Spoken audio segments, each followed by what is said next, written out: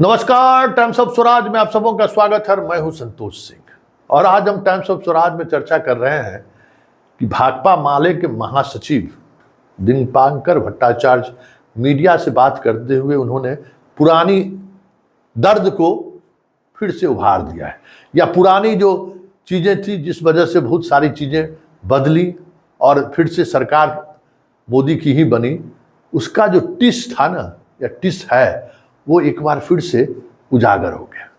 और टिस की वजह भी क्या था? नीतीश कुमार।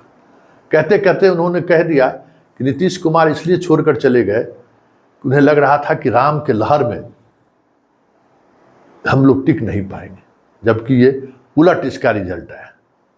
जबकि हम पत्रकारों के बीच जो चर्चा है, या जहाँ तक नीतीश के पार्टी छोड़ने का सवाल है, उन सवालों पर अगर आप गौर करेंगे तो आपको महसूस होगा कि सवाल राम नहीं था, सवाल नीतीश की पार्टी को बचेगा या नहीं बचेगा वो सवाल था।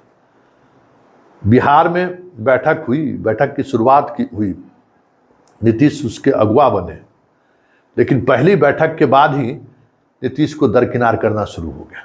पहले ही बैठक के बाद नीतीश को कैसे इस पूरे अभियान का श्रेय न लेने दिया जाए, इसकी कोशिश शुरू हो गई। कन्वेनर के सवाल पर अलग अलग बयान आने लगे और ये बैठकों का सिलसिला अचानक, जो मध्य प्रदेश जैसे राज्यों का विधानसभा चुनाव आया तो साफ सिलसिला रुक गया। अपने तरफ से लोग नामों की भी घोषणा करने लगे। जो शर्त था, जो बातें थी कि भाई हम लोग जहाँ सब लोग साथ हैं वहाँ सीटों का बंटवारा भी हो जाना चाहिए, कौन किसको कौन सा सीट मिलेगा ये भी तय हो जाना चाहिए था। लेकिन न लालू का नियत साफ था, न कांग्रेस लालू के नियत के प्रतिकूल जाने को दिख रहा था। मतलब आप बताइए कि अगर जिस तरीके से 20 सीट 23 सीट पर लड़े आरजेडी, कभी भी परिस्थिति में 16-16 पर लड़ते क्या, नीतीश कुमार को सीट कम करना पड़ता तो वो अपनी पार्टी को बचा पाते क्या है? और या 16-16 सीट पर लड़ते तो 32 सीट हो जाता, तो बाकी 8 सीटों में क्या कांग्रेस और भाकपा माले और सीपीएम सीपीआई में जो जिस तरीके से उदारता से सीट बांटे थे, क्या वो स्थिति होती? क्या गठबंधन रहता क्या? तो ये सारी चीज़ें सामने थी, जिसको लेकर बार बार नीतीश कुमार सीट बंटवारे की बात करते थे। याद करिए, लगातार भाई जल्दी सीट बंटवारा कीजिए, जल्दी सीट बंटवारा कीजिए, पूरे देश स्तर पर बंटवारा कर लीजिए कि कौन कहाँ से चुनाव लड़ेगा। लेकिन कांग्रेस 4 महीने तक चुप रह गई, अपना विधानसभा चुनाव की तैयारी में लग गया। जब चुनाव की घोषणा होने को हुई तब चीज़ें हुई। उस वक्त भी बिहार में सीट बंटवारा हो, सीट बंटवारे में कौन सीट किसके हिस्से हो, इस पर सब गौन रहे। लालू के साथ बटन पार्टी चलता रहा, कन्वेनर को लेकर अलग अलग तरीके का बयान आता रहा। नीतीश कुमार जो जिस मुहिम की शुरुआत किए थे, उस मुहिम की हवा कैसे निकाली जाए, इसके लिए कभी ममता के सहारे तो कभी अरविंद केजरीवाल के सहारे, कभी शरद पवार के सहारे खेल चलता रहा। और फिर परिणाम ये सामने आया कि नीतीश जुदा जुदा हो गए। और नीतीश की जुदाई में लालू यादव का कितना हाथ रहा ये सबको पता है।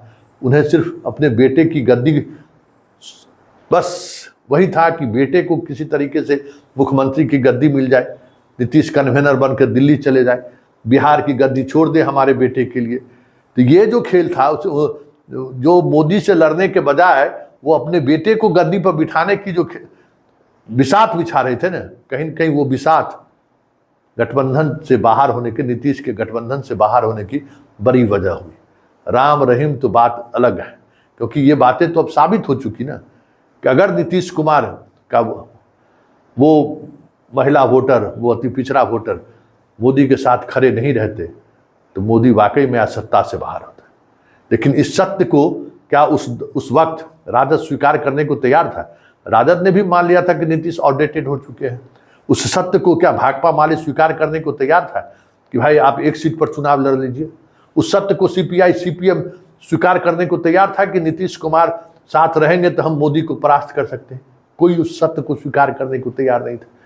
ये सत्य सिर्फ और सिर्फ मोदी ने स्वीकार किया, या मोदी ने उसको अंगीकार किया। साहब भी तैयार नहीं थे, बिहार बीजेपी के लोग भी तैयार नहीं थे कि नीतीश कुमार के वोटिंग कैपेसिटी अभी भी उसी तरीके से इंटैक्ट।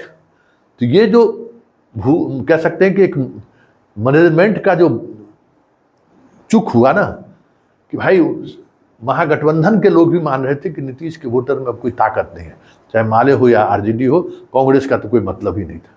और फिर बिहार में जिस तरीके से की राजनीति लालू साधना चाह रहे थे, वो नीतीश के लिए सहज नहीं था, क्योंकि वो कांग्रेस को ऐसे ऐसे सीट पर चुनाव लड़ाना चाहते थे जिसका कोई मतलब नहीं था। अगर नीतीश कुमार रहते तो वो राजनीति नहीं चलती। जो राजनीति इन्होंने मुकेश सहनी कांग्रेस के साथ लाकर किया, उन्होंने वामपंथियों के साथ किया। जहां उनका कोई जनाधार नहीं है, जहां विवाद है, तो वहां दूसरे को सीट दे दे। तो ये सारी परिस्थिति जो सामने, जो अब चुनाव के बाद सामने दिख रहा है, ऐसे में नीतीश कुमार का महागठबंधन से हटना या इंडिया गठबंधन से हटना उनके लिए कितनी मजबूरी थी, ये साफ अब दिखने लगा है। ये बड़ी बात है। ये चीजें खुलकर अब सामने आने लगी है कि अगर उस गठबंधन के साथ बने रहते तो नीतीश की पार्टी रहती या नहीं रहती, यही बड़ा सवाल था। क्योंकि 16 सीट देने की बात ही कहाँ रह जाती, और जब वो 16 सांसद नहीं अपना चुनाव लड़वा पाते तो फिर उस गठबंधन का मतलब क्या रह जाता। क्योंकि सामने वाले ने नीतीश को अप्रासंगिक समझ बैठा था, सामने वाले ने मान बैठा था कि अब नीतीश की कोई उपयोगिता नहीं है। लेकिन इस चुनाव ने साबित कर दिया कि नीतीश की उपयोगिता आज भी बिहार की राजनीति में है। इसलिए भाकपा माले के महासचिव दीपंकर भट्टाचार्य का ये कहना कि राम की वजह से नीतीश उस तरफ चल गए, उनके उस दर्द को, उनके उस टिस को जाहिर करता है।